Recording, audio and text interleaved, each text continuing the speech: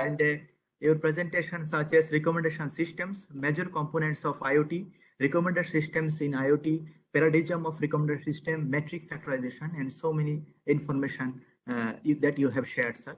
And thank you once again so much, sir, for giving us valuable time. And thank you, sir. Thanks a lot. Thanks a lot for the opportunity, and thanks everyone for patiently listening to me. So I think Rajesh Verma has replied. Thanks. Okay. Yes, he has replied. Thanks. Yes, sir. All right. Thanks. Thank you so much. Yeah. Yes. Have a nice day. Bye. Thank you, sir. So now we have next presentation based on mobile cloud computing and cloud-based IoT by Dr. Chabirani Panigrahi. Basically, Dr. Chabirani Panigrahi is the assistant professor in the Department of Computer Science at Ramadevi Women's University, Bhubaneswar, India. She completed her PhD in the Department of Computer Science and Engineering, Indian Institute of Technology, that means IIT Kharagpur, India. His areas of research interest include software testing, mobile cloud computing, developing various IoT applications. She holds 18 years of teaching and research experience. She has published several research papers of international reputed journal and conferences. She is the life member of Indian Society for Technical Education, ISTE, member of IEEE and Computer Society of India, CSI. She also served as guest editor of many reputed journals such as IGCNDS, IGCSE Journal.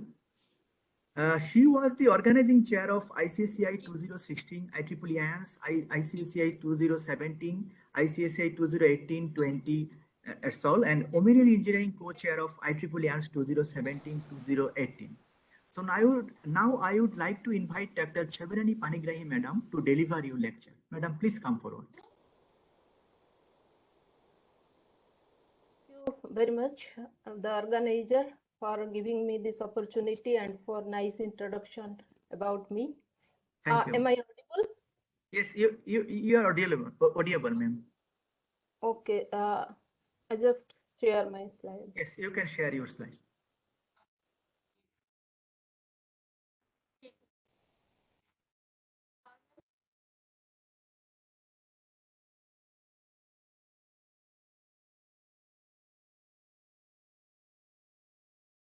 Is it visible?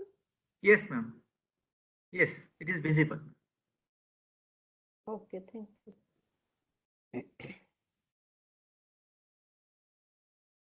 So good afternoon, one and all. The topic of my presentation on this 5 days FDP on this smart city and IoT, this mobile cloud computing and cloud-based IoT. So my organization of the talk is divided into 2 parts. During the first part, I'll be speaking about mobile cloud computing and its application. In the second part, I'll be talking about the integration of cloud with the IoT. What is the requirements of integrating cloud with IoT, whether it is required or not. So in the first part, I'll be speaking about what is cloud computing, what are the features, what is MCC, that evolution of MCC, advantages of MCC, then mobile cloud computing application, and I'll be showing you the application, real life application of mobile cloud computing, what I have worked on it, and then we'll see the need of integration of cloud with the IoT system in the second part. So I think all of you know the recent computing trends is like this mobile devices, that means any kind of handheld devices, and these are basically used as the personalization of computing devices, and the integration of cloud or the use of cloud, which provides the basically the or it overcomes the limitations of mobile devices by providing the computational capacity and the storage, and it helps to provide these resources which are lacking in the mobile devices as commodity. So the computing trends basically is divided into this or based on mobile devices as well as on the cloud. If we see the statistics, you can see the statistics, the number of smartphone users, how it is increasing from 2016 to 2026. This is the forecasting. You can see that it is almost double in the year from 2016 to 2026. So during the 10 years of time, you can see it is almost double. The number of smartphone users are increasing hugely. And the other statistics, you can see the size of use of the public cloud computing. So the use of public cloud market, how it is increasing from the year 2018 to 2020. So here also you can see the growth. It is increasing in a very fast manner because if you see the trends now, almost all industries are going for adopting the cloud computing. They are using the resources from the cloud so that the business process is smoother. So, this is the difference between the mobile devices and the cloud. You can see I have considered certain parameters based on this. You can see that the difference between the mobile devices and the cloud. So if you consider the processor, then in case of mobile devices, as you know, it is very small. It is having very small processing capacity. And if you consider the cloud, then it has unlimited capacity. You can process any huge application in the cloud. Similarly, if we consider the storage capacity, then it is very much small in mobile devices, but it is kind of unlimited in the cloud. Similarly, if we consider the network bandwidth, then in case of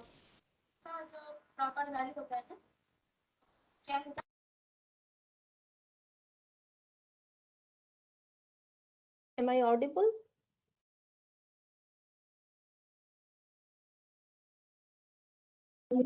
Yes, ma'am.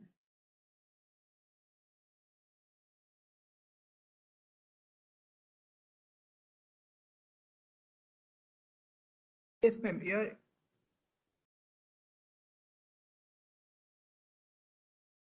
Hello. Is it full screen? I have made it. Is it disconnected? Is it slideshow option I have given? Okay, let me check it. Is it visible now? The voice is clear? Voice is there. Visible slides are visible. Is it visible now? Yes, ma'am. It is visible and voice also clear, ma'am. You can proceed. Okay, thanks. So there are certain differences between mobile devices and the cloud. So if we consider any mobile device, then in that case the processor, if you consider the processing capacity, then it is very much small in case of mobile devices. We cannot process huge application in the mobile devices. But if we consider the cloud, then it is kind of unlimited processing capacity. We can use as much as required for a particular application.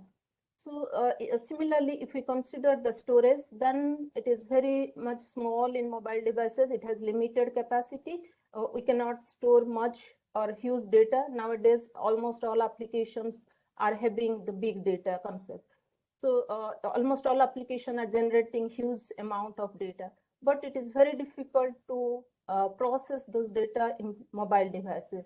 But if we consider the cloud, then it is unlimited. We can use as much storage as per our requirements, as per the requirements of the application. So this is kind of unlimited storage if we consider the cloud.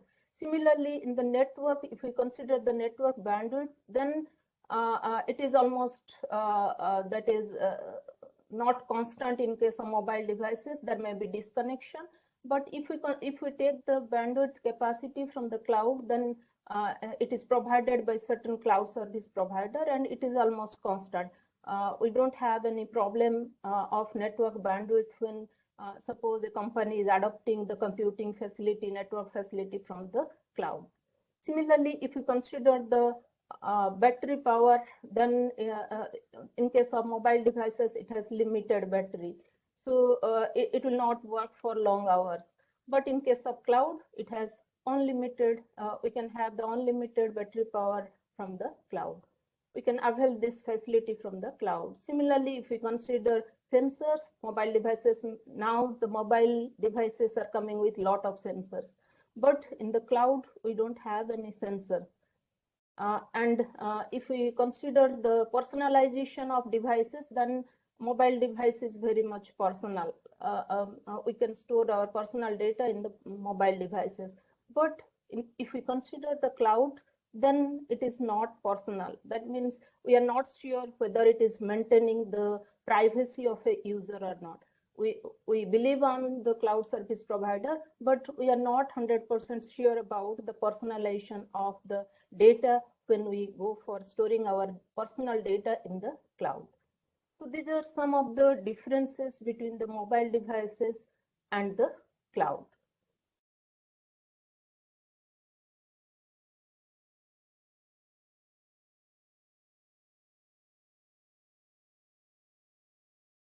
So now we'll see what are the different challenges in the mobile devices. So why we'll go for the mobile cloud computing? So if we see the challenges in the mobile devices, so these are very much resource constant devices. Like it has limited battery, it has less processing capacity, or the processor is very much low, and it has less storage capacity, and it has unpredictable internet connectivity, and these are the different resource constants in the mobile devices. And if we consider the data management, then as it has less storage, so caching and the synchronization of the application in the mobile data is also a challenge in the mobile devices. So to make the smartphones or to make the mobile devices really smart, we need to use the cloud computing concept along with the use of mobile devices. So what is, now we'll see what is cloud computing, what are its advantages, and something about cloud computing, then we'll come for the mobile cloud computing.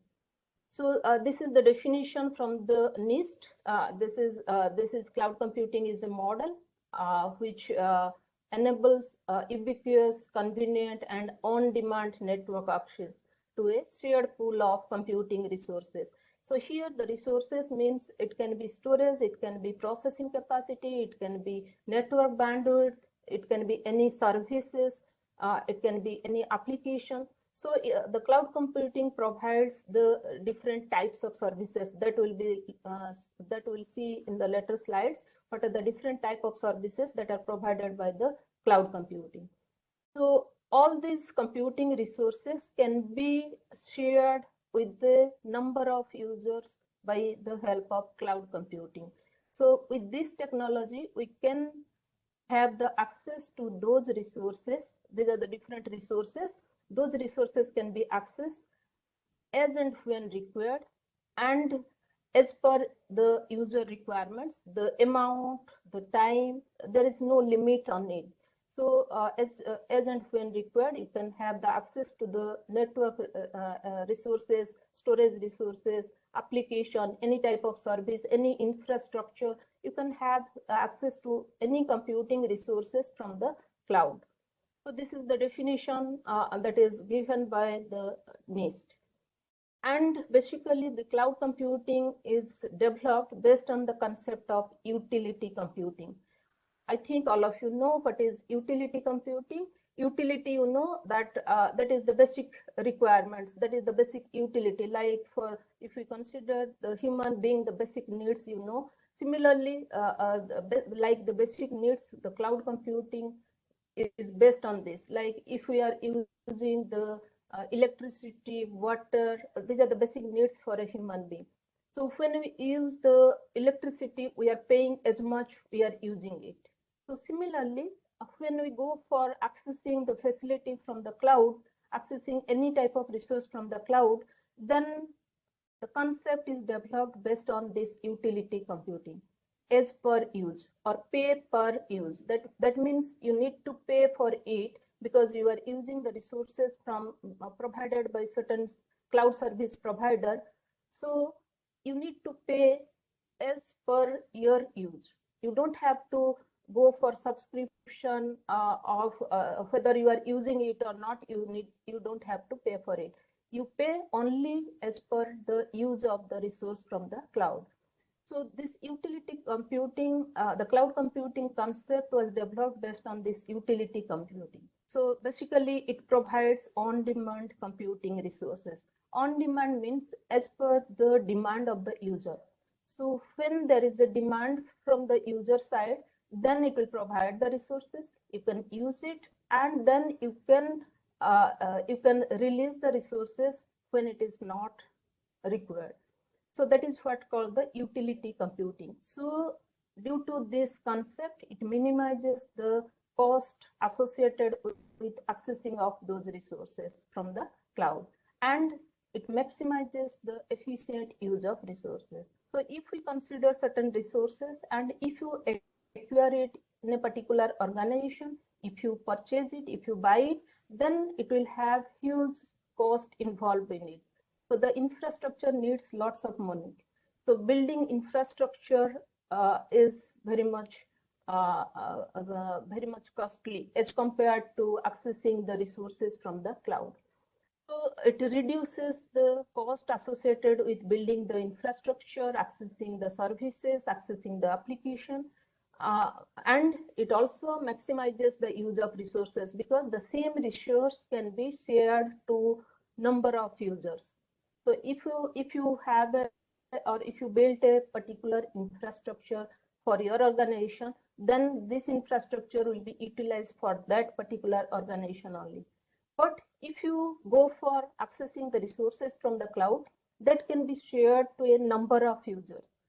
It is not that when you are using a particular resource, that is not used by other users. So it maximizes the efficient use of resources.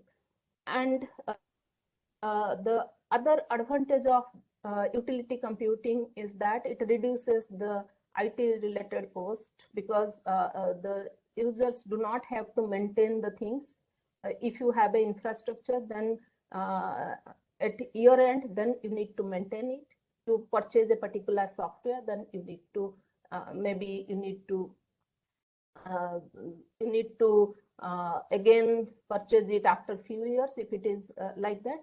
So otherwise you need to upgrade the software, then it involves certain cost. So but if you consider the utility computing, then it provides greater flexibility and it is easier to manage because the user will not be bothered about managing the things. It will not be the user will not bother about the maintenance part of this. If you consider the infrastructure or if you consider the services, any type of services, any software, so the user will be not bothering about that. So it is easier to manage it.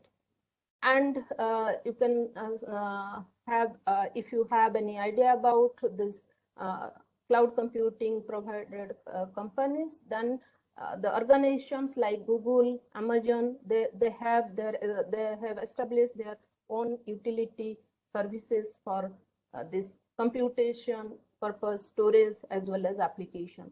So if you want to build a new application, then if you go for taking the help of cloud computing, taking the help of the resources from the cloud, then you can have the use of bespoke resources. Then you can build, you can take the help of software, framework, hardware, anything. You can take it from the cloud. Then you can make your product, and the product can be used as a services in the cloud, and the services can be used by huge number of users. Any user can have the access to the services which are provided in the cloud. So that is the concept behind this utility computing and how this different services are offered by cloud computing by the help of the utility computing. And basically the cloud is composed of these 5 essential characteristics: 3 service models and 4 deployment models. So this is the cloud computing model. It has characteristics like on-demand self-service. That means the services, you don't have to interact with the service provider once you take the service from the cloud. So that is what called the on-demand self-service. So the consumer can provision computing capabilities, any type of service from the cloud as and when required, and without human interaction with the service provider. That is what called the on-demand self-service. On-demand self-service means as per the requirements of the user, the user can take the help of the service from the cloud without interacting with the service provider. Once you have the access to it as per your requirements, you can have the access of the resources from the cloud. Then the second characteristics is broad network access. Broad network access means, so you can have the capabilities, or it has the capabilities over the network and access through standard mechanisms that promote the use of heterogeneous, either thin or thick client platforms. That means you can have the access to the network to any devices. It is independent of devices through which you can have the access to the resources from the cloud. So it can be any mobile, any devices, whether it is thin client or the thick client, you can have the access to the network over the cloud. Then the third is resource pooling. This characteristics indicates that the cloud provides pool of resources. The resources, as we have already discussed, so this pool of resources are provided in the cloud, and any number of consumers, any number of users, or the multiple consumers by using this multi-tenant model. Cloud computing provides this multi-tenant model. That means the same resources can be shared to a number of users at a particular instant of time. So the users do not feel that the resource is available, is not available to them. So when they go for accessing any resource from the cloud, it seems to the user that the resources are only provided to that particular user only. So that is what the resource pooling does. That means it has pooled resources. Any number of that means the resources are not unlimited, because the resources may be fixed, but the resources are utilized in such a manner that it assumes it makes the user the feeling that this is meant only for that particular user. So the user will not feel that it is shared to a number of users at a particular instant of time. So it provides optimized use of resources. Then the next characteristics includes rapid elasticity. So elasticity, as you know, elasticity, the capacity, that is, you can either expand it, or you can as per your requirements, you can increase or decrease it. So the capabilities can be elastically provisioned and released. That means in this case, when the user is accessing the resources from the cloud, then as per the requirements of the user can provision the resources. It can adopt the resources from the cloud, or it can the user can release the resources if it is not required.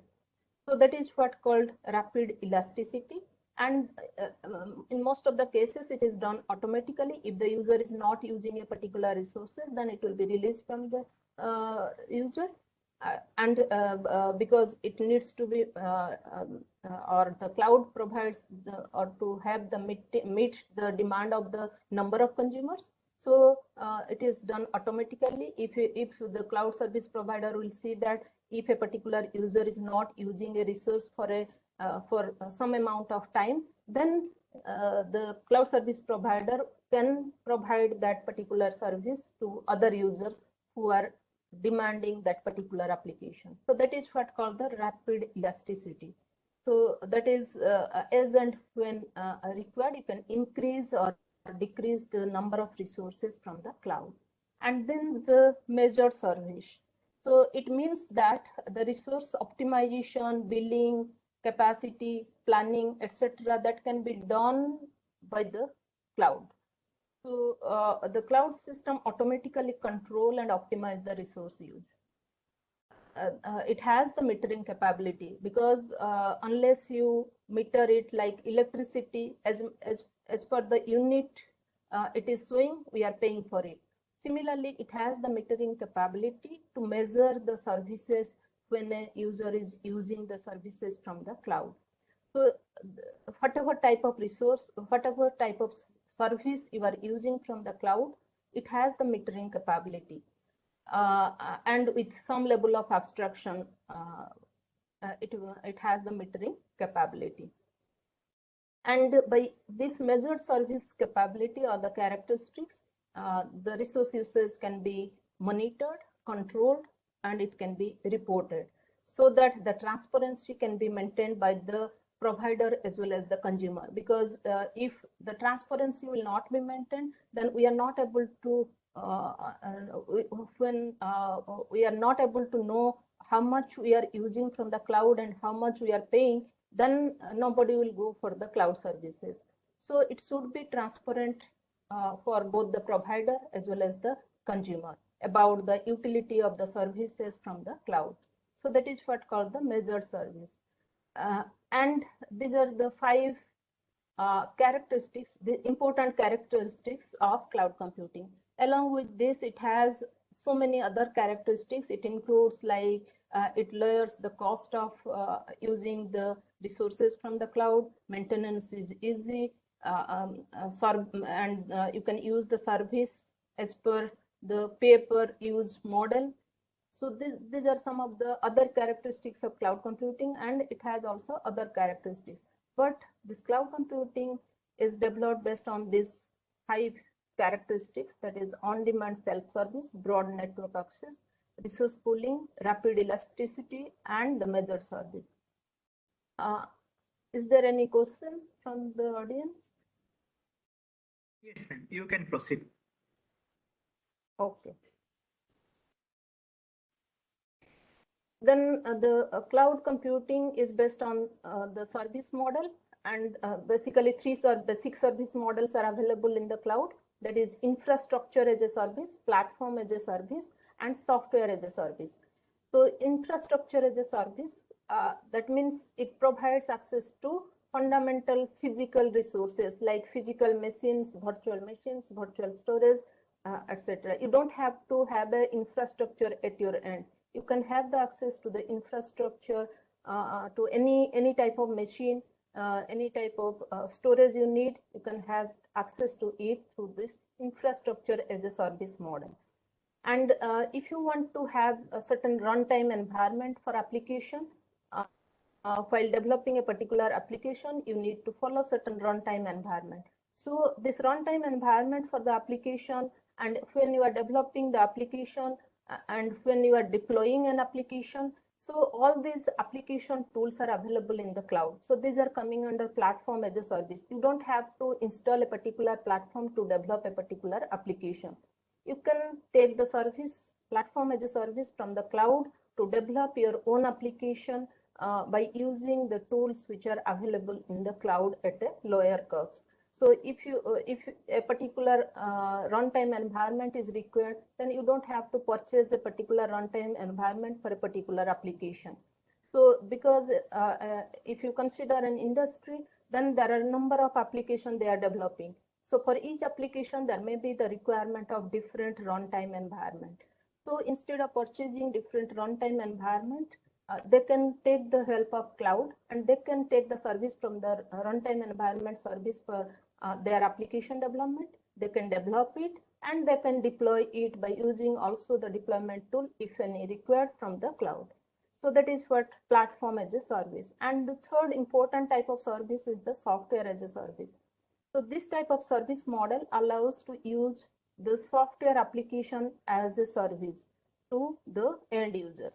So instead of purchasing any software, suppose for example, very simple example, like suppose if you need MATLAB for developing your application, then as you know, this MATLAB software is very costly. You need to purchase it for either 2 users, 3 users, or 5 users.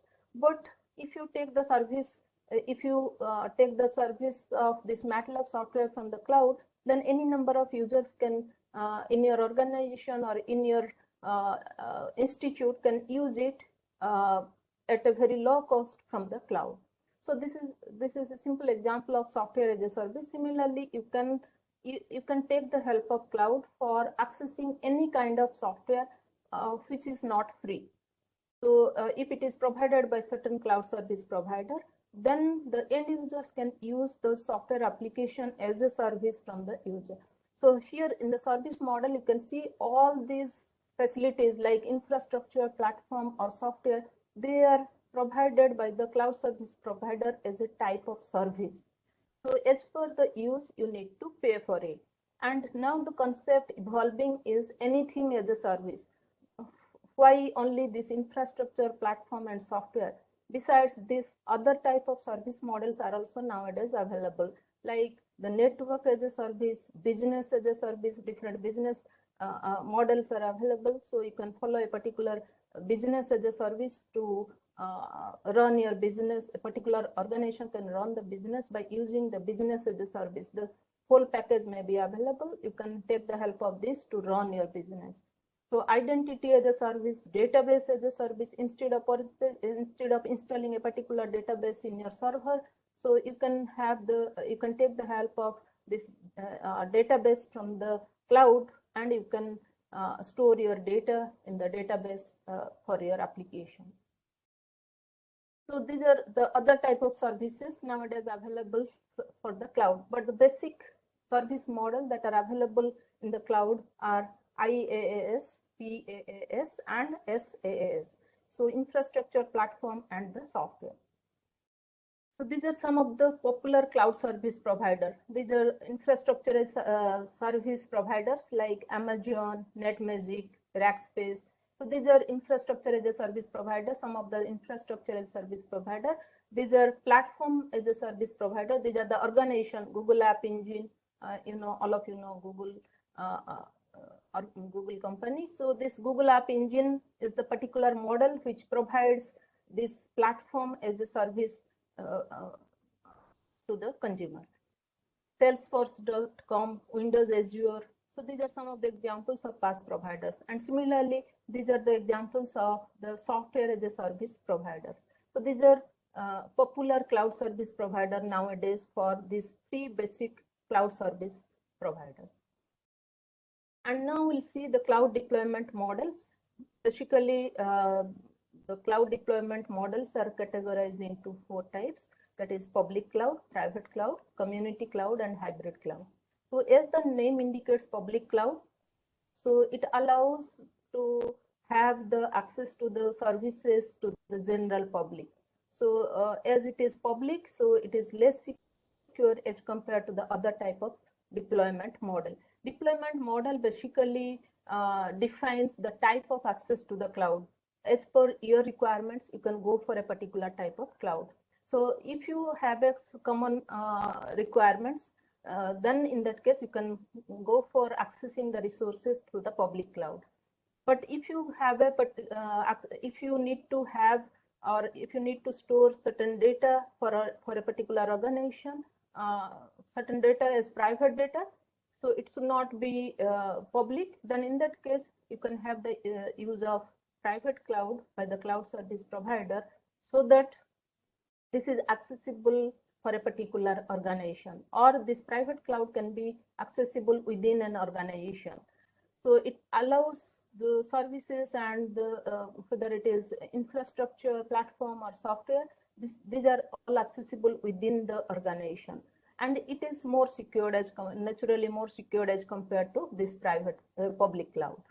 Then the community cloud means if you have an application developed by a group of organizations, then in that case, it allows the systems and services to be accessible by group of organizations so that collaborative development can be possible. So that is what called the community cloud. Then the fourth type of cloud, that is what the mixture of private and public cloud, that is what called the hybrid cloud. So here you can have the mix of these features from the public as well as private cloud. That means if you have certain requirements which are not so important for a particular organization, then you can take the help of public cloud to access those services. And if you need to store certain data in a private manner or to have certain things in the private mode, then in that case you can have certain parts of your application. You can take the service from the private cloud and you can take certain services from the public cloud. So that is what called the hybrid cloud means. That is a mixture of public and the private cloud. Then it is called hybrid cloud. As the name indicates, this is combination of public and the private cloud. Then we'll see, I think you have a certain idea about this cloud and the mobile devices. Then we'll see what is mobile cloud computing. So this is basically, you can see this architecture here, basically combination of this cloud computing, mobile computing, and the networks and the wireless networks. So basically this, as we have seen, there are the mobile devices are resource limited devices. It has resource constraints. So if we go for taking the help of cloud, or if we integrate the cloud with the mobile devices, then we can take the benefit out of it. So to bring the rich computational resources to the mobile users, we can take the help of this cloud computing provider. So the combination of this cloud computing, mobile computing, and the wireless network build the concept of mobile cloud computing.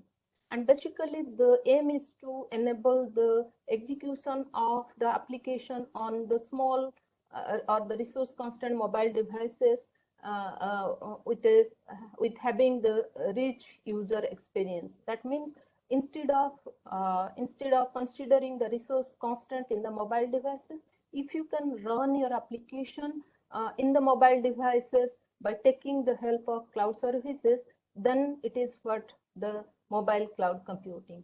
So you don't have to bother about the resource constraint of mobile devices. You can just take the, you can run your application by taking the services in the cloud, which is available in the cloud.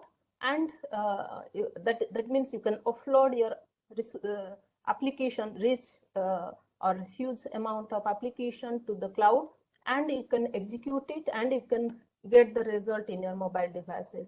So it can reduce the limitation, or it can overcome the limitation of mobile devices. So that is what the development of mobile cloud computing was done.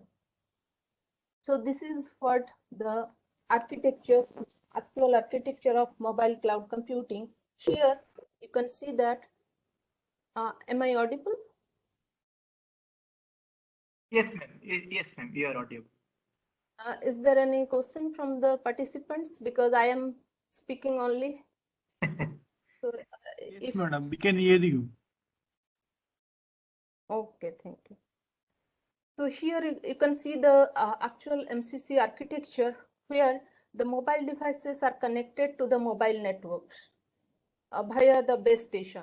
If you have idea about mobile computing, so the mobile devices are connected to the mobile networks via the base station that establish and control the this connection and functional interfaces between the networks and the mobile devices.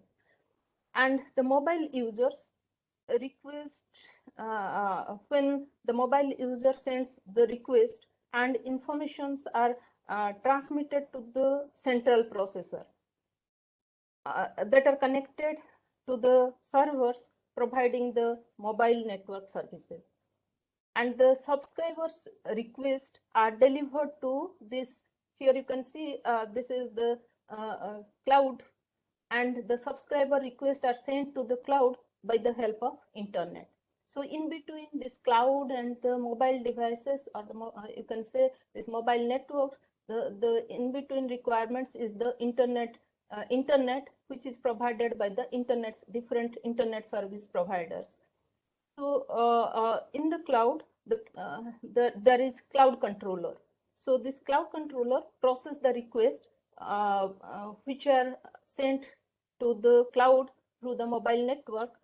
The cloud controller process the request to provide the mobile users with the corresponding cloud service. So as per the requirements of the user, the cloud controller will manage to provide the service of the service as per the user requirements to the mobile users, and accordingly it will provide the service to the mobile users. So that is the architecture behind the mobile cloud computing. So these are the different mobile networks.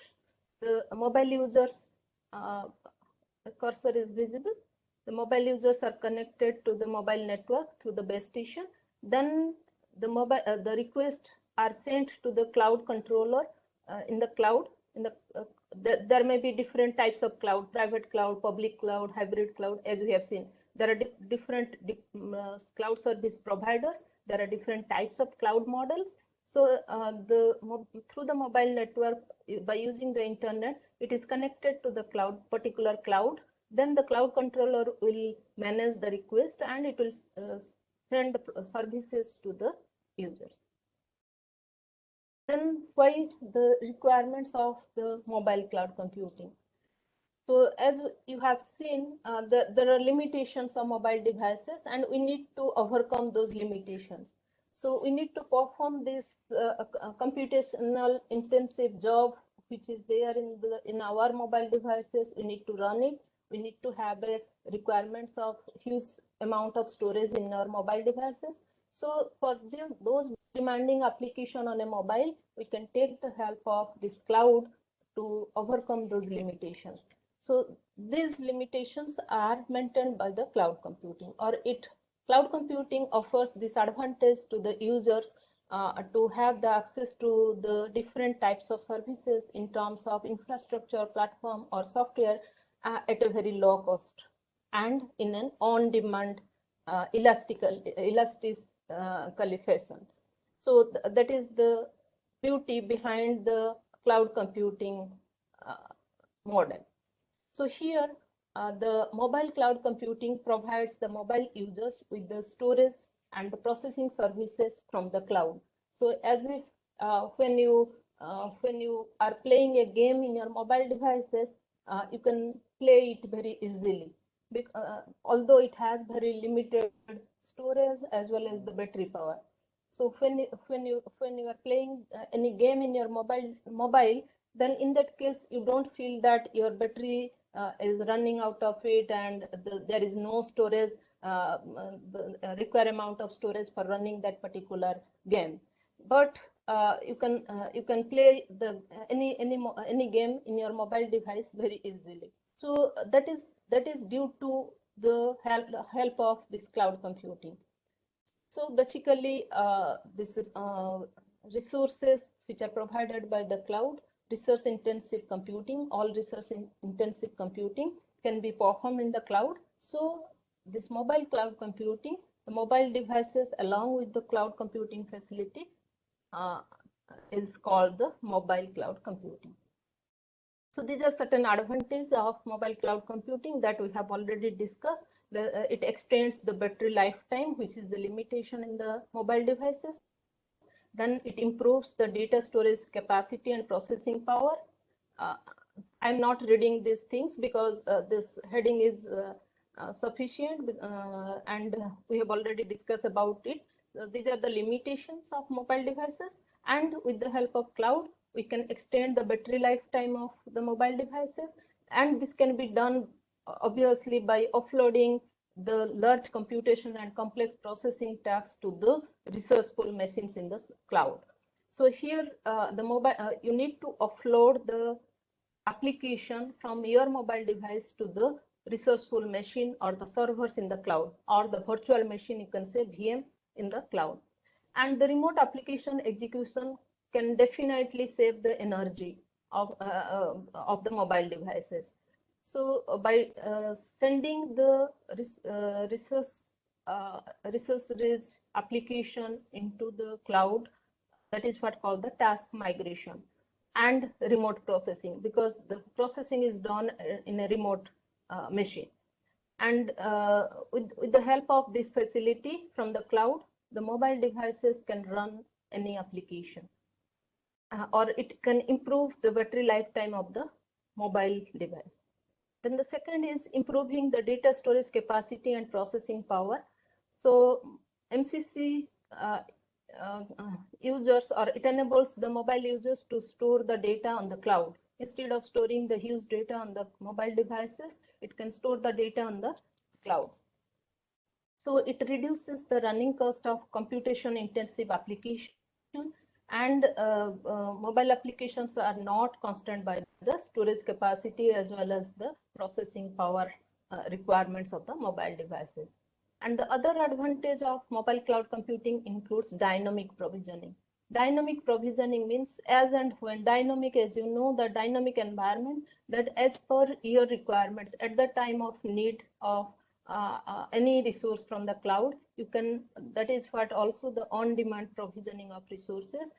You can have the self-service. You don't have to depend on the cloud service provider while accessing the resources from the cloud, and no need for advance reservation, and you don't have to pay for it. So as per the requirements of the application, you can have the use of resources in a dynamic manner.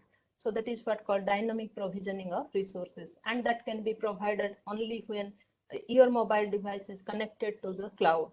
So that is what dynamic provisioning means. And it improves the reliability and availability of the provides in the earlier slide we have seen that the resources are unlimited. It seems to the resources are unlimited, so it reduces the chance of losing the data, because the data is stored in the cloud. The data is not stored in the mobile device. So if your mobile device is lost, then also you can recover the information from the cloud. And it has this that is what called the availability. And the reliability means that the security, data security model, it has data security model, it follows data security models for both the service provider as well as the user. So from both the ends, the data security models are followed, and so that it will protect the copyrighted digital contents in the cloud. Although we are not very sure, there may be sometimes the loss of data if you store it in the cloud. Still there may be the chance of losing the data. There may be chance of there are different techniques. So on that, if you delete the data from the cloud, still sometimes it may be available in the cloud. Still they are protecting the digital contents in the cloud, copyrighted digital contents in the cloud. The cloud service providers made the agreement with the user, that is service level agreement is done. While accessing the services from the cloud, there is a agreement between the service provider and the cloud user, what called the SLA, service level agreement. So this service level agreement, this ensures the users that the data is secure. If you store the data, it will not be accessed by any other users in the cloud. So it has it follows different security models, data security models, and the data security models are developed both for the service provider as well as the user. So with this data and services in the cloud, these are always available even when the users are moving. So at any time you can have the at anywhere at any time you can have the access to the resources from the cloud. There is no limitation on it. So that is another advantage. Availability as well as the reliability is improved with the help of mobile cloud computing. And the other advantage of MCC includes scalability, multi-tenancy, and ease of integration. scalability means that is the concept of scale in and scale out. That means if you want to expand the resources or if you want to use more resources from the cloud, then you can do it. If you want to reduce the amount of resources what you have already means access earlier, then in that case you can do it. So the scalability is possible in case of this mobile cloud computing. It can be scaled to meet the unpredictable user demand, because while developing a particular application, you are not very sure how much amount of resources are required for that application. So during the development, there may be the requirements for more storage, more processing power, or there may be if the processing power is requirements is less, then you need to reduce it. So these requirements can be fulfilled with the capacity of scalability. That means you can either scale up the resources or you can scale down the resources as per the requirements of the application. Then multi-tenancy, that means the service provider can share the same resources to a number of applications and to a large number of users. That is what called multi-tenancy model that is followed in the cloud computing. So this mobile cloud computing takes this benefit out of it so that the resources can be used in an optimal way. Then the ease of integration. That means that as the multiple services are provided by different providers. Okay, so you are not very sure that you will get all the services of your application from one service provider. You may have to take the help of different service provider for the different resources, and you need to also check for the cost of it. Because when we are purchasing anything, if you consider anything, then in that case we are moving to different shops and we are comparing the price of the item before purchasing it. Similarly, while taking the services from the cloud, you need to compare it because it is provided by different service provider. So the question is, if you take the services from different service provider, then whether the integration of these services for your application is easy or not.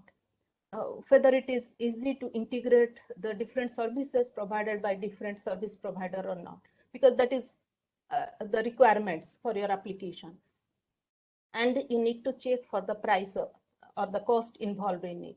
So if a service provider is providing the same service with the less cost, then the user will go for the services which is provided by that particular organization. Then in that case, if you take the services from different service provider, then you need to think of whether it is easy to integrate the services from different service provider or not. Then if you think of it, then it is very easy to integrate it. They are developing or they are providing the services in such a manner that you can integrate the services from different service provider which are provided by different cloud service provider. So it provides ease of integration. The integration is easy. It is not difficult to integrate the services taken from different service providers. Then we'll see the different MCC applications. There are number of applications which are developed by using this mobile cloud computing. This is mobile healthcare. So instead of if you consider the this traditional software development, then if it is not mobile, or if you consider only the healthcare system, then it has the limitation. It has the limitation, like if you consider the traditional medical treatment, like storing your data in a particular server in a particular hospital or something, the security and privacy, those things, and there may be errors. But if you consider the mobile healthcare, you can have access to the patient's data anywhere at any place. It has convenient access to resources. It has convenient access to medical records. You can have the access or it can provide these on-demand services on the cloud. So it offers hospital and healthcare organization on a variety of on-demand services. So if they will go for the services from the cloud, then they can maintain the records of the patients very easily. They can have the access to the records in an easy manner. So examples are like this: to maintain the health monitoring services, this intelligent emergency management system, healthcare mobile devices like detecting the pulse rate, blood pressure level of patients, blood pressure level of alcohol taken by the patient, etc. And it has this pervasive access to healthcare information. That means you can have the access to patient information anywhere at any place if you consider this mobile healthcare application, that is mHealthcare. And the other application includes mCommerce, that is very common nowadays. You have this e-shopping kind of thing. You are purchasing this. This is what called the mCommerce. Now all the things are going on online. So you have this mobile financial application, mobile advertising, mobile shopping. So all these business models for commerce use the mobile devices.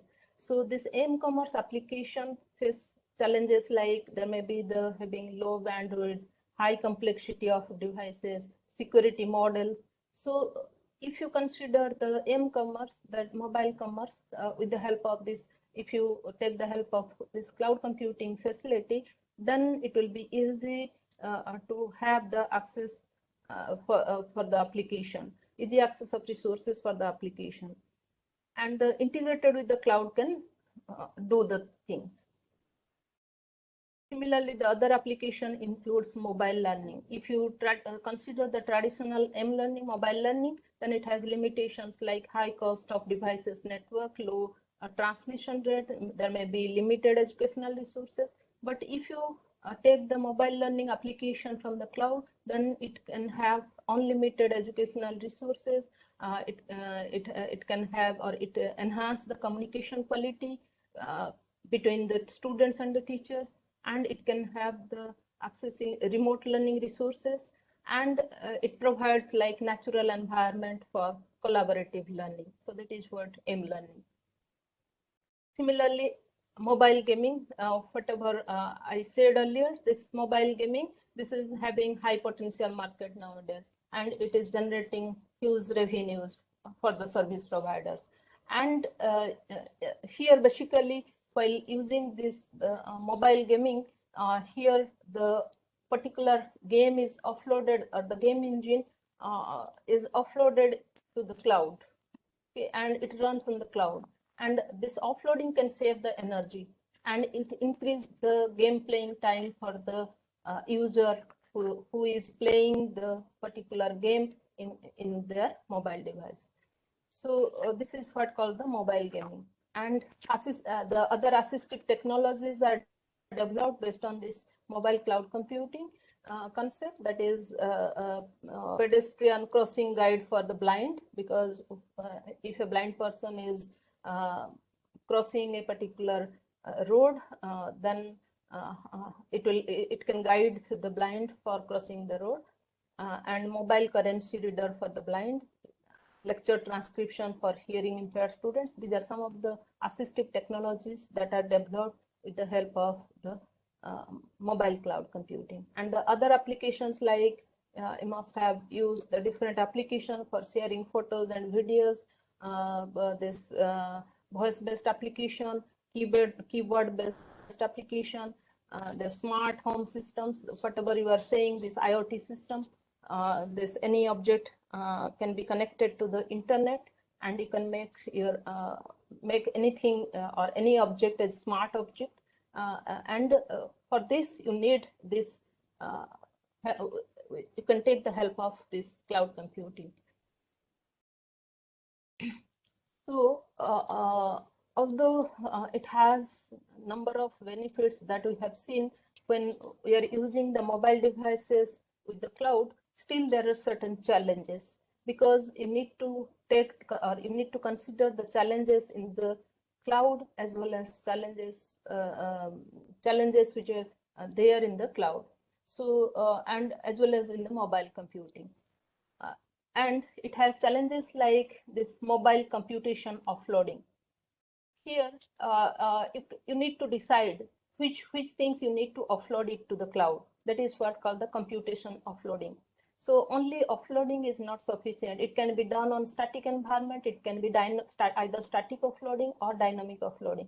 So the application needs to decide which part of the application needs to be offloaded so that it can save the energy for your application while running your application on the mobile devices. Similarly, the seamless connectivity, which is a requirements for mobile devices, this to increase the latency, the mobility management, because the user is while using the mobile devices, there may be the mobility of users. So the mobility management is one of the challenge in the mobile cloud computing, and the context-aware processing, that is another requirements. That is, you need to consider the context while processing the application. So that is what called the context-aware processing. And you need to consider the energy. It should be, your application should be energy efficient so that you can run the application in the mobile devices. This vendor or data lock-in, that is the feature, that means that is coming from the cloud, because if you are using certain resources from a particular cloud service provider, suppose for your application, you are taking the services from the Amazon Web Service, AWS. Then in that case, you are acquainted with the interface, you are acquainted with how to get the services from the Amazon Web Service. So sometimes what happens, the vendors are logged in to that particular cloud service provider. So that who will go for the other cloud service provider? Again, you need to learn how to use the interface, how to check the what are the services provided and how to use it. So that vendor lock-in, that is one of the problem or the challenge in the mobile cloud computing.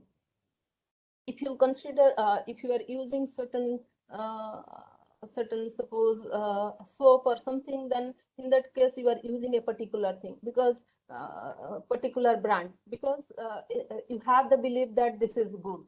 So while changing the item, you need to think for it. Similarly, while taking the service from the cloud, there may be the chance of vendor lock-in. And obviously, whatever security models are provided in the cloud, still there is issues with the security and privacy of data, as I said earlier. And the elasticity, maybe sometimes it may also create problem. That means it is not so easy to scale in and scale down the resources. So the elasticity, these are some of the challenges in the mobile cloud computing. And we'll see certain open research issues in mobile cloud computing we need to consider. So if you consider from the research and development point of view, then there are certain issues that is open research issues in mobile cloud computing. We need to consider the architectural issues, because for heterogeneous mobile cloud computing environment, a reference architecture is very much essential. Because you need to consider the limitations of the this mobile devices. So this unrestricted ubiquitous computing, for this unrestricted ubiquitous computing, you need to consider the architectural issues. Because in case of heterogeneous MCC environment, this is very much important. And the energy efficient transmission, this is again an important issue, because if it requires frequent transmission between the cloud and the mobile devices, then it may create problem. So the transmission protocol should be carefully designed to make your application energy efficient. So the transmission protocol is important here for energy efficient transmission. And the context-aware issues, that what we said in the last slide, that context-aware and social-aware computing are the inseparable parts of this handheld computer. So for this, the vision of mobile computing among the heterogeneous converged networks and computing devices, you need to design the resource efficient environment in your application, and which is a basic or essential need for mobile cloud computing. So that is what the context ever issued. And the other issues in MCC includes this live virtual machine migration, because when you are offloading your resource intensive application to the cloud, then you don't know where it is uploaded, where it is placed, the virtual machine is placed at which place. So for this this live virtual machine migration issues is the important issue in mobile cloud computing. And the other issues includes mobile communication congestion issues. This congestion issues because here the number of mobile users, in the demands for the number of mobile users are increasing. So if the demand will increase for the use of resources from the cloud, then there may be the problem of congestion. So it may impact on the mobile network operators as well as for the demand future efforts to enable the smooth communication between the mobile devices and the cloud. And the other issues include trust, security, as well as privacy issues that we have already discussed. Now we'll see a application of this mobile cloud computing, that is this is basically developed by us, that is eCloud, that is an energy efficient emergency management system using mobile cloud computing. We have developed a system for emergency management application that is for energy efficient and with the help of mobile cloud computing. From the SCO annual internet report, that is 2018-23, it is found that the number of internet users are increasing in a very very fast manner. That means here in 2018 it was 3.9 billion, but it is expected to have 5.3 million total internet users by 2023. Similarly, if you consider the mobility growth, then in that case you can see that the total number of global mobile subscribers, that is by 2018 it was like 5.1 billion, which is 66% of the global population. But it is expected to have 71% of population by 2023. Similarly, if we consider the global network performance, then in that case, the speed will more than triple by 2023. That is estimated. So the average mobile network connection speed was 13.2 Mbps in 2018, but it will expected to have it 43.9 this Mbps by 2023. So this is a survey that is done by the Cisco about this number of internet, how the number of internet users are increasing, mobility growth, as well as the network performance growth. So the popular cloud computing technology overcomes this limitation of mobile devices, as we have seen, and most of the mobile applications are transforming towards the cloud-based application due to these limitations, and this MCC is one of the solution for it. So it has number of application, as we have seen, and we'll see certain related work, then we'll come for our work. So here you can see that there is a work that is developed by Costa et al. That is what called ThinkAir. They developed a framework which helps the developer to migrate their application, smartphone application or mobile application to the cloud. So basically, it performs this method level computation offloading. So instead of offloading the whole application, they perform method level computation offloading, and it focuses on the scalability of the cloud. And it performs, or it takes the help of MCC by parallel execution of offloading the task. The number of methods can be offloaded to the cloud simultaneously, or it can perform this parallel execution of offloading task using the multiple virtual machine in the cloud. And it assumes that it has cloud server execution environment. And it does not consider the case when the cloud resources are not available. That means when there is no network available, then what to do? It assumes that the cloud is available, then only their application will work. And Su et al. In 2013 proposed an energy efficient transmission policy between the cloud and the mobile devices, and is known as E-time. And that they developed it based on this Lipnov optimization. And here it achieves the energy efficient data transmission in the mobile cloud computing. That means energy efficient data transmission between the mobile devices and the cloud by taking the help of cloud resources to manage the or they consider the prefetching friendly data and delay tolerant application. If you consider the delay tolerant application, then if you are fetching the data from the cloud, then if it takes certain time, then it will not affect your application. Similarly, prefetching friendly application means if you that means if you are taking the help of this caching technique, if you can store the frequently used data in the cache memory, then like cache memory, then in that case it will not affect the application. So they consider this prefetching friendly and delay tolerant application to achieve the energy efficient data transmission between the device, mobile device and the cloud. And this online transmission decision is done based on the information of the current network bandwidth and the data queue backlogs. So they consider this for online transmission decision, whether to send the data to the cloud or not. So they consider the network bandwidth, current network bandwidth, as well as the data queue backlogs. So considering these two factors, they decide the transmission decision. Transmission decision is taken based on this. And this E-time also suffers from unavailability of multiple cloud resources.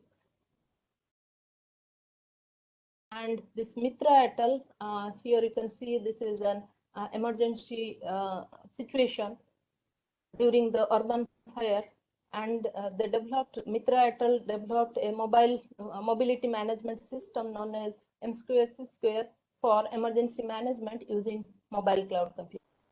So here they chooses the best available cloud, best available network for low latency data computation and access. For this, they uses an anchor point, which helps in selecting the best cloud as well as the best network. For this, they use this cloud probing service and cloud ranking service.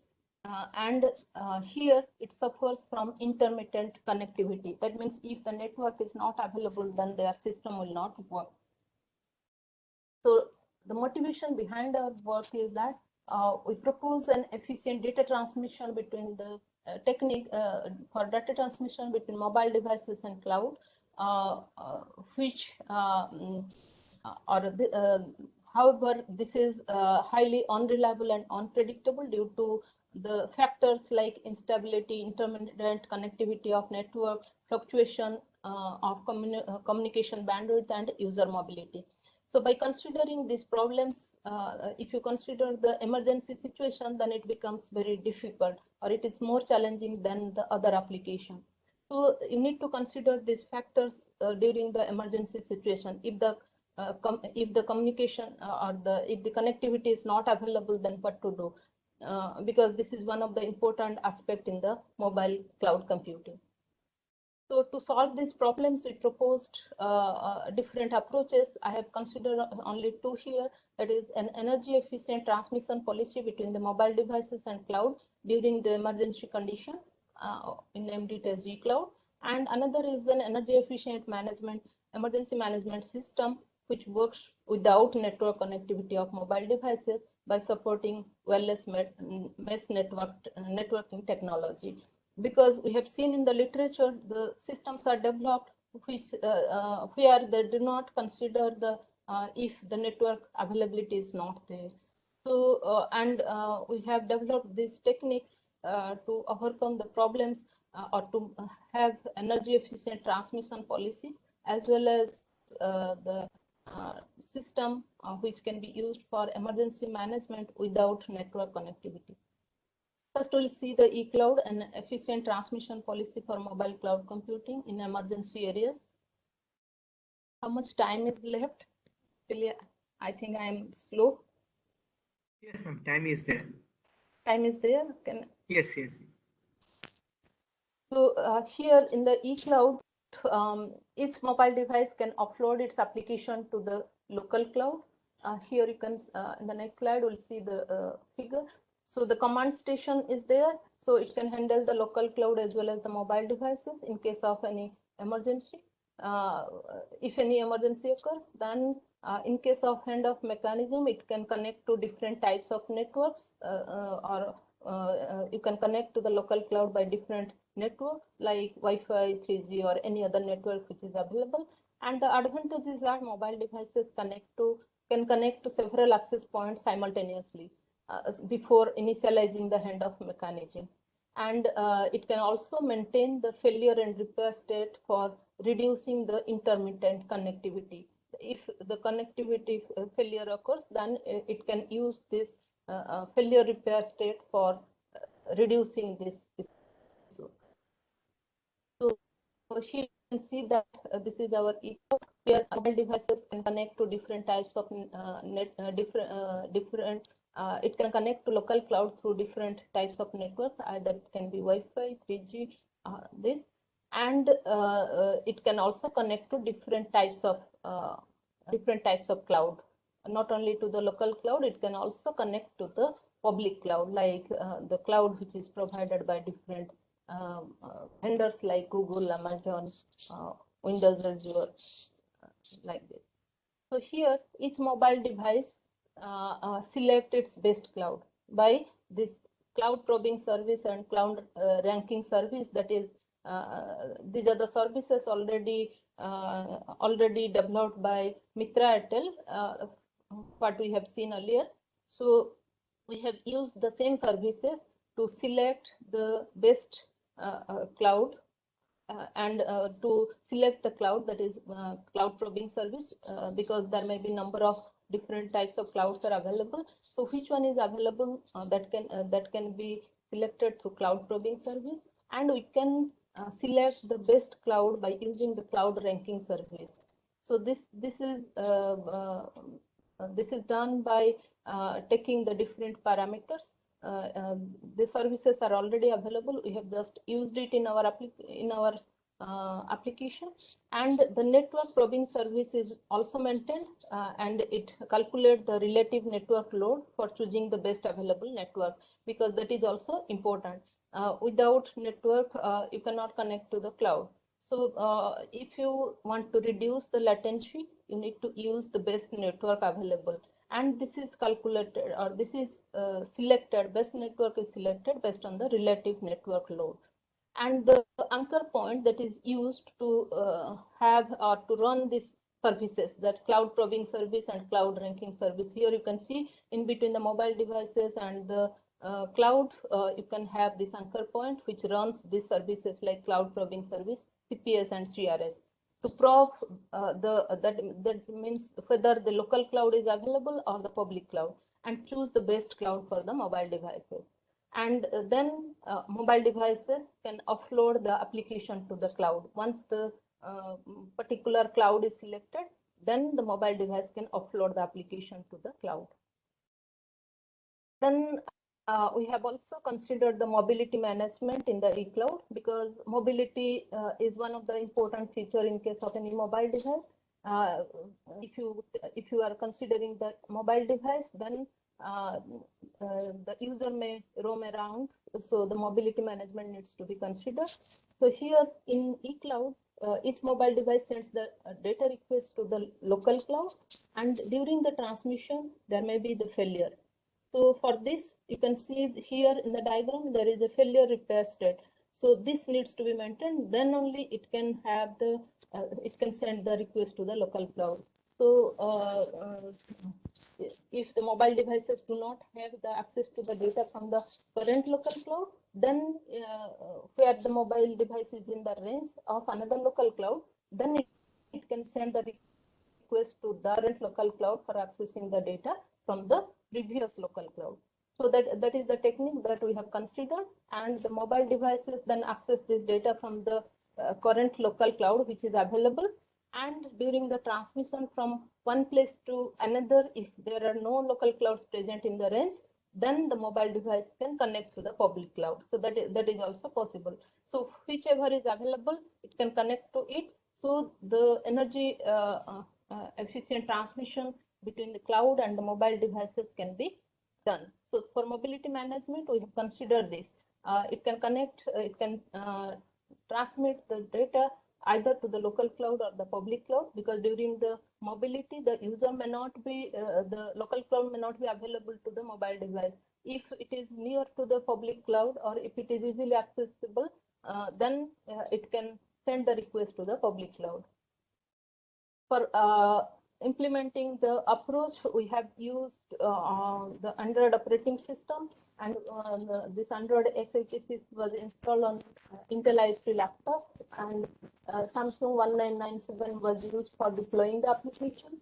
And this eCloud was implemented in a standalone environment, and we have closed all the unwanted application, and the background jobs were also shut down, and we have set the static and dynamic power of CPU, and we have also set the clock frequency ranging from 1.2 gigahertz to 1.6 gigahertz randomly.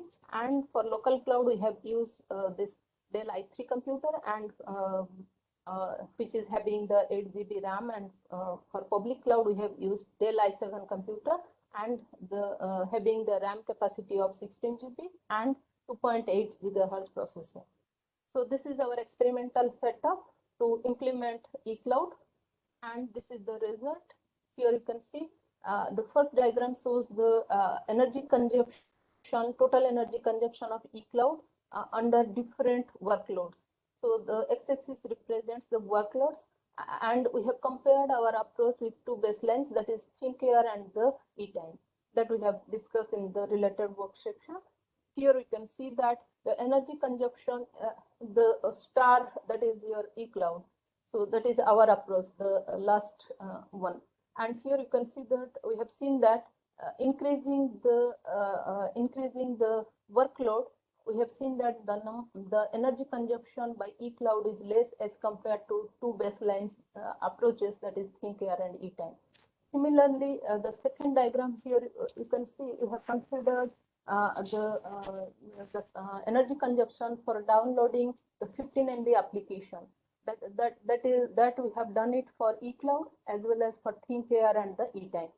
So here we have also seen the energy consumption is less in eTime as compared to ThinkAir and eCloud. And when you consider the latency, then we have considered the activity recognition application for this.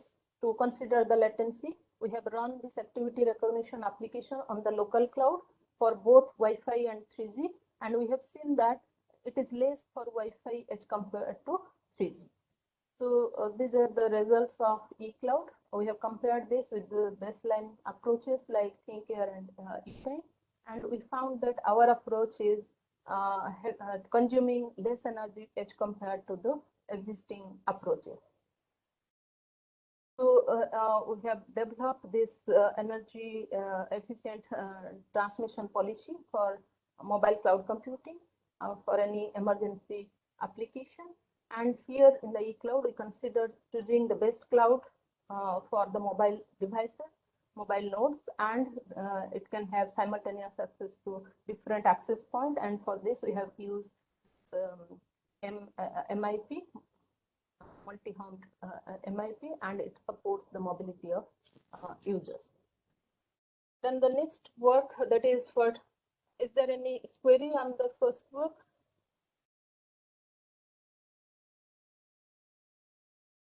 Yes, madam, there is a query from Sunil. Is this local cloud similar to edge computing? If not, what is the difference?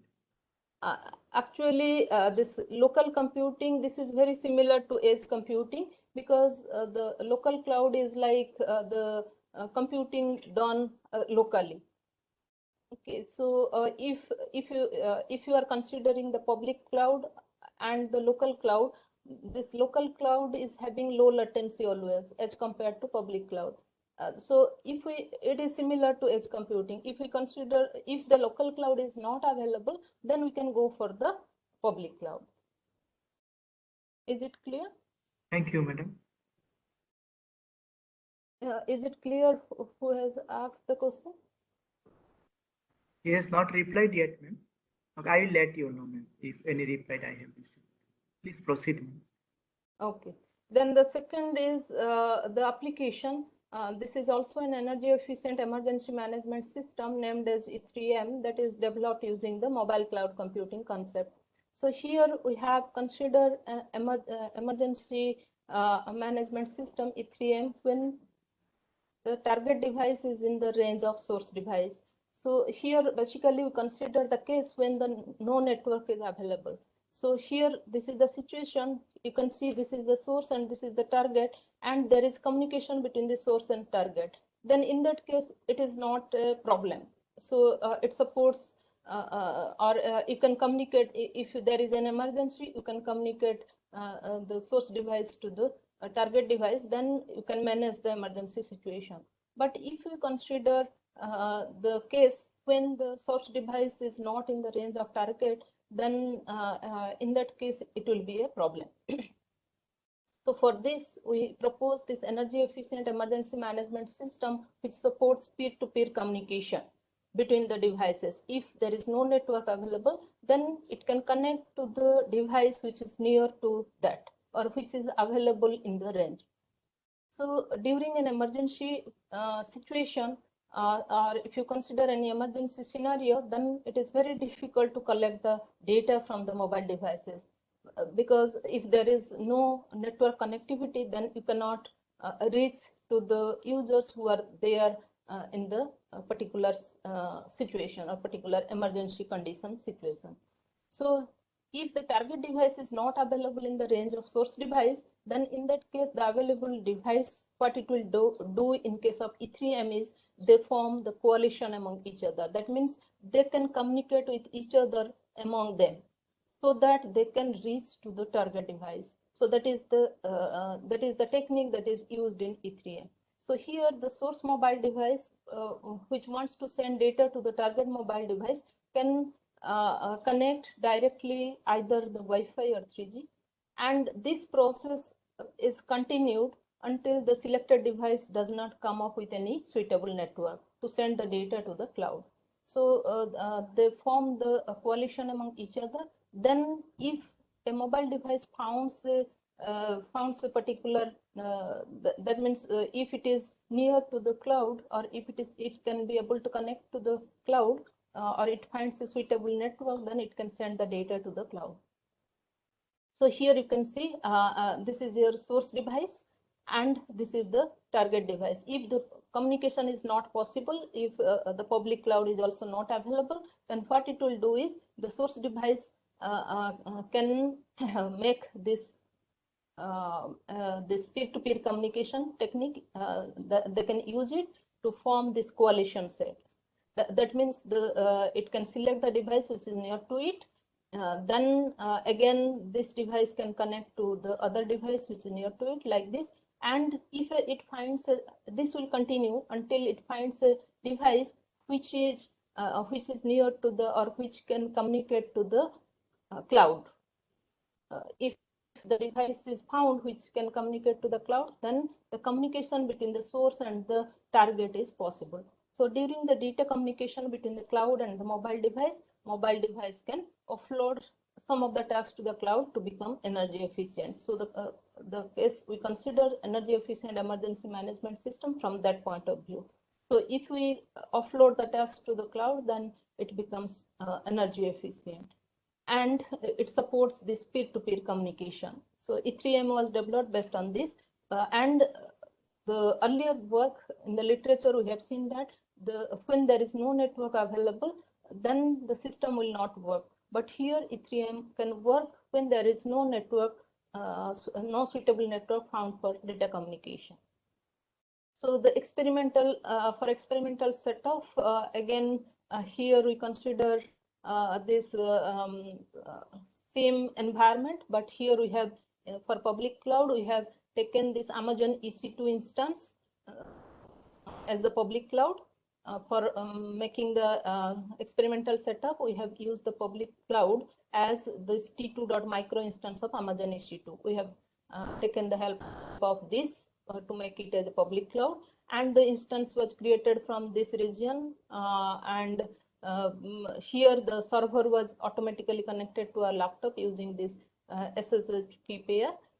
So this is the experimental setup, and for this we have used this for running the application. We have used this Android SDK 4.1 version and the API level of 16, and this Intel i3 laptop was used. This is the result. Here we have compared the CPU workload versus the energy consumption. X-axis represents the CPU workload and the energy consumption, and when it is locally executed and when it is offloaded to the cloud. So these two cases are considered. Here we have considered in the figure 1, that is in figure A, we have considered the CPU workload versus energy consumption in E3M by offloading and local execution. And here we have considered the this application, that is quicksort algorithm. So this for this algorithm, we have seen that the offloading takes more energy as compared to the local execution. Similarly, we have considered a different application. When we run this application in our experimental setup, that is, and again consider the CPU workload and energy consumption for this application like location tracking algorithm, then in that case, we have seen that the local execution takes more energy consumption as compared to the offloading. So it depends on the application, whether it will take much energy. If it is a resource intensive computing, then you need to offload it. Here in this case, you can see it is a quicksort algorithm. So if you run it locally, then it will take less energy as compared to offloading, because the transmission of the task to the cloud and again receiving the result will have more latency as well as energy consumption. If it is a resource intensive computing, then you need to offload it to the cloud. So we have checked it for two different applications, for a simple application like quicksort algorithm, and we have also considered for this location tracking algorithm. And we found that for location tracking algorithm, the workload, CPU workload,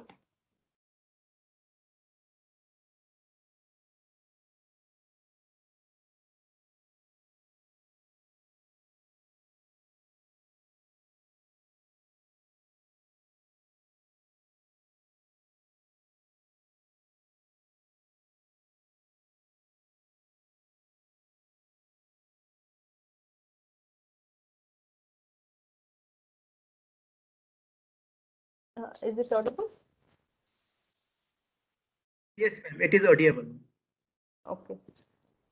So, and we have also checked the latency over different applications, Wi-Fi, 3G, and Bluetooth, and we find that this for different applications, it works better for Wi-Fi as compared to 3G and Wi-Fi, this Bluetooth.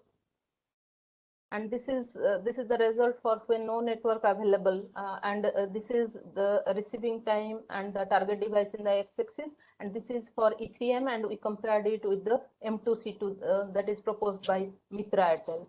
So we found that our approach is the source device can connect to the target device even if no network is available.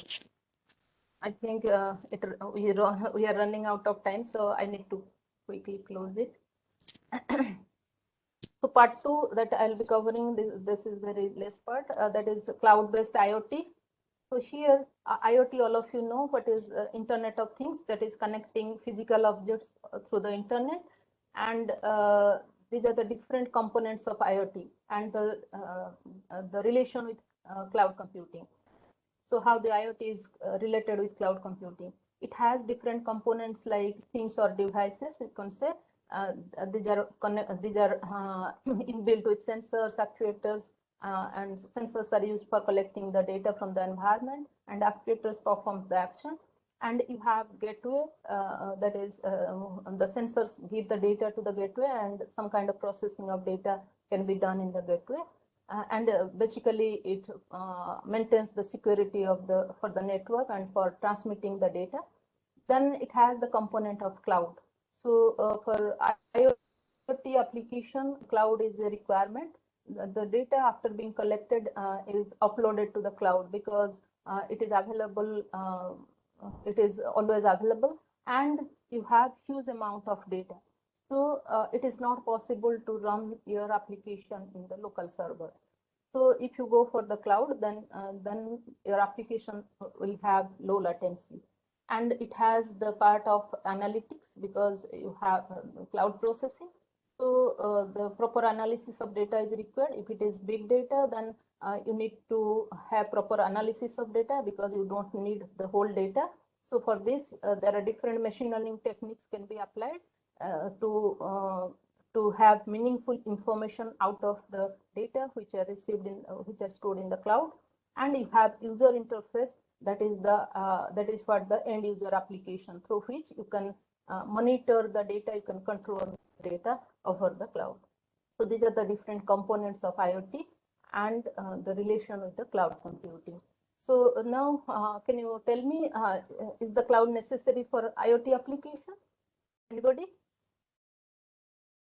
If we don't have cloud computing, then cannot we have the IoT application? Yes or no? Anybody? I think, ma'am, there is no reply. So you No can reply. proceed. There is no queries. So here basically the answer is no, because we can do the processing even locally instead of uploading the data to the cloud. Okay, so we can increase the processing capacity, we can increase the storage, and we can do whatever that is what called the fog computing or edge computing we are saying nowadays. So it is possible, but then why the cloud is necessary with IoT? Because cloud computing gives the facility. We have already seen the advantage of using the cloud computing. So it provides the facility like scalability. It has increased scalability and low cost of operation. So if we are not using the cloud resources, then it can slow down the growth of the IoT application.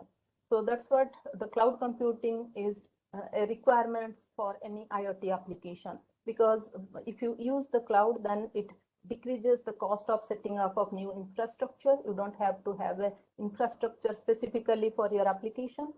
It is highly scalable, and you can pay as much you use it, like your any commodity in your daily life, like electricity bill, water, etc. And it can be easily accessible just by the internet. So these are the benefits of using the cloud along with the IoT application. And there are many benefits of combining these services for IoT application. That is, you can pay as much we use. IoT cloud providers have many connectivity options. That is broad network access, and it has wide range of devices. You can use any device to gain the access to the cloud resources, and developers can use IoT cloud on demand. So these are benefits of having this IoT along with the cloud.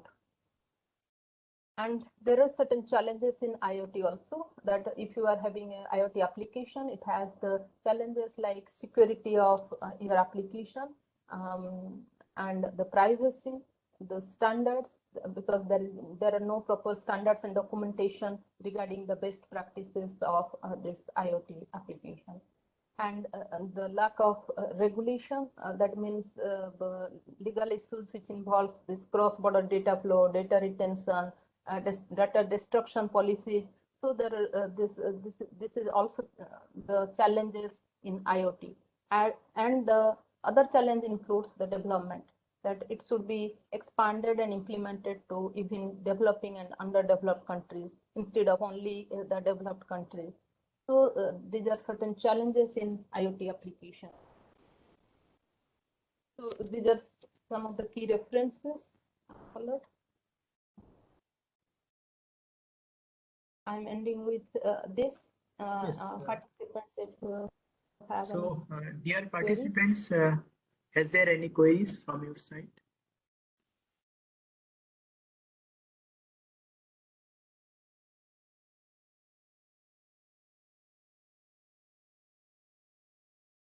Madam, one question. Like when you are determining the best cloud, Yes. like which you use and what Uh, algorithm? when we are choosing the best cloud, for that we are using this cloud probing service and cloud ranking service. So based on this, these services are already developed by Mitra et al. So we have used those services for availability of the cloud. First, that is cloud probing service, and once a cloud is available, then which one is best? That is done by using the cloud ranking service. Okay, So thank cloud you, probing madam. service and cloud CRS. Thank you, madam. Thank you, madam, for sharing your experience and most importantly, your research experience with us. Thank you so much once again, madam, for sharing your valuable information such as mobile device versus cloud, challenges in mobile devices, then concept of cloud computing, utility computing, characteristic of cloud computing, cloud service model, cloud development model, deployment model, MCC architecture, advantage of MCC, and different MCC application.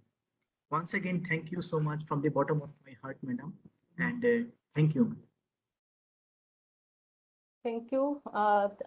Thank you, Jalal, Thank and you. thank you, Dr. Abhishek Majumdar, sir, for giving me such an opportunity to talk to the large gathering. And thank you. Thank you, madam. So, dear participant, this is the end of our session. So our next session will start from 2:30 p.m. Now we have a lunch session by Professor Subhash Chandra Jadhav from Central University of Jharkhand. Please be with us and kindly fill up your feedback form. Thank you so much.